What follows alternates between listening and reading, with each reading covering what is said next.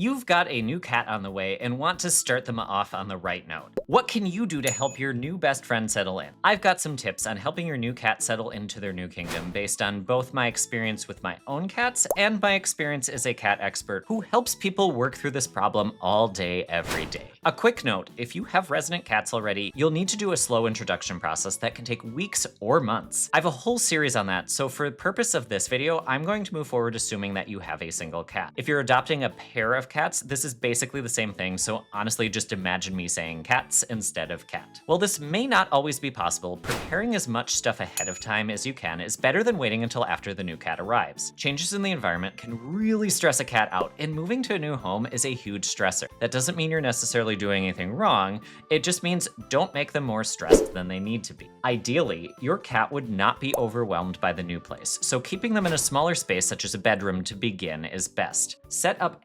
everything that they could possibly need or want in that room. A feeding station, a litter box, water, places to hide, places to rest, things that your cat will need in order to be a happy little bundle of purrs. If it is a bedroom, I recommend completely blocking off under the bed, or if you happen to be buying a new bed, buy one that goes to the floor, but that's not always everyone's situation, so do your best with what you have, with no gaps so your cat can't get under the bed. This is a good idea for safety reasons in case of an emergency. That doesn't mean that they shouldn't have places to hide, it just shouldn't be under the furniture, or anywhere you can't grab them and run quickly if you need to evacuate. Food, water, and their litter should be separated from each other. While they are in their safe room, you may need to do your best by having them as far apart as you can, or have something visually separating them. When you bring home the new cat, take them straight into the safe room. Ideally, they'd be covered in a carrier so then it's a little bit less stressful for them. As much as your kids, or your very childlike spouse, whoever, may be giddy with excitement to see the cat,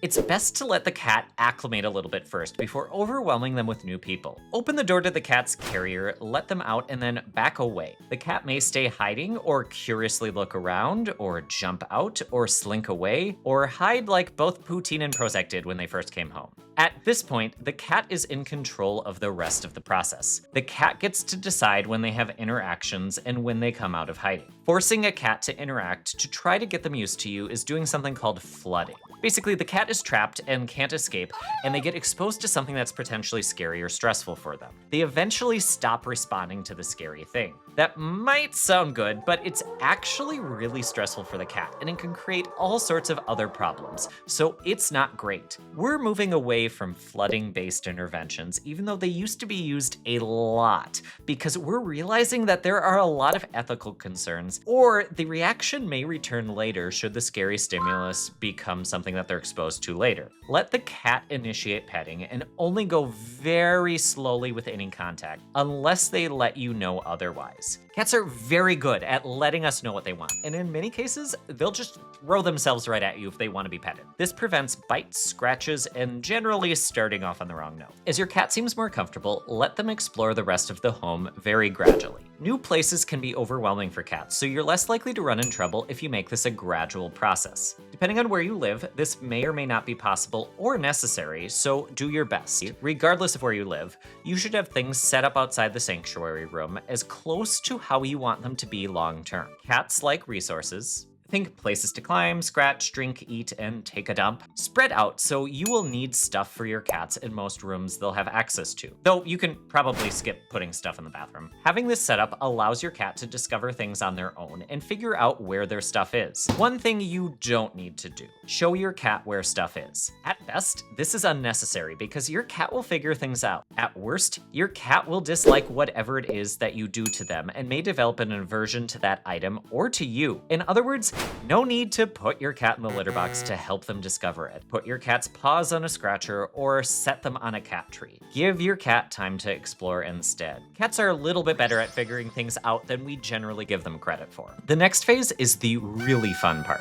Get to know your new cat. Play with them using different toys or try out different treats and figure out what types of things that they like. You and your cat will settle into a routine together over time, so enjoy learning about them. One easy thing to get them in the habit of right away is their feeding schedule. Cats prefer eating multiple small meals that are spread throughout the day over larger meals. We tend to see more behavior issues secondary to hunger when cats are only fed twice a day. It may not even be a food-related behavior concern either. I have seen it it with aggressive behaviors, litter box issues, and so much more in people who feed their cats twice a day. Poutine and Prozac, for the record, get fed 5 times a day. Somewhere between 4 and 6 small meals seems to be a good amount for most cats. If this is hard to do, consider an automatic feeder. You can still feed your cat if you like, bonding with them via food by using an auto feeder for some meals, but not all of them. That said, we tend to rely a little bit too much on food for bonding with cats. Not that food can't be part of that, it's just that there are other things you can do besides food for bonding. Now, you may have heard of the 3-3-3 rule before. The rule is about cats taking 3 days to settle, or 3 weeks to feel safe, and 3 months to feel at home, or something along those lines. I don't think it's a harmful thing to think about that, but it's also a bit prescriptive when really cats just take time. Just because your cat isn't following that specific timeline doesn't mean that you're doing something wrong necessarily. You should look for improvement, and your cat should be coming out more and becoming more comfortable, exploring, bonding with you, and just seeming more relaxed and happy. I don't really have a cute little saying for that other than,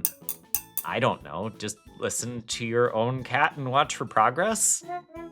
That's not as catchy as the 3-3-3 rule, but don't feel bad if your cat is taking longer. Should you still be looking for ways that you could potentially improve? Heck yes, we are all about improvement around here. Always be looking for ways to improve your relationship and how you are taking care of your cat. There may not be anything else you need to do, and in some cases trying to do more may actually be harmful. Your cat may just need more time, or they may settle in immediately. It depends on the individual cat. One final thing to consider doing that isn't directly related to helping your cat get settled in, but you will be really, really happy that you did later. When I adopted Poutine and Prozac, I got both of them each a memory book. This is one of the memory books that I got for them. There are pre-made ones like this one, or you can make a scrapbook, use a box to store special things, or just get a regular notebook. There isn't a right or wrong way to do this. The point is, keep things that are meaningful for life with your cat. When my cat Zoloft, Poutine and Prozac's predecessor, passed, I made a huge scrapbook of memories from our time together. I wish that I would have started it while he was here, and there are definitely things I wish I would have kept to be able to put in it. That said, there were definitely weird things that I happened to have kept for some reason that I ended up finding really meaningful. For example, Chewy sent Zoloft a birthday card every year, and I kept most of them. It's a card from a large corporation, but I'm glad that I had reminders of the fun ways that we had celebrating his birthdays. This isn't meant to be a dark or gloomy project or a reminder of your cat's mortality or anything like that. The point is that keeping some of these special mementos from your cat, and you don't have to keep everything or take up a lot of space with this, is gonna be really special one day. They'll become treasures. But for now, you have a brand new cat that's coming home or is already home. Don't fret about the future. Focus on preparing for or enjoying their company right now. I hope that you and your new best friend have an amazing life together. There truly is nothing like the love of a cat.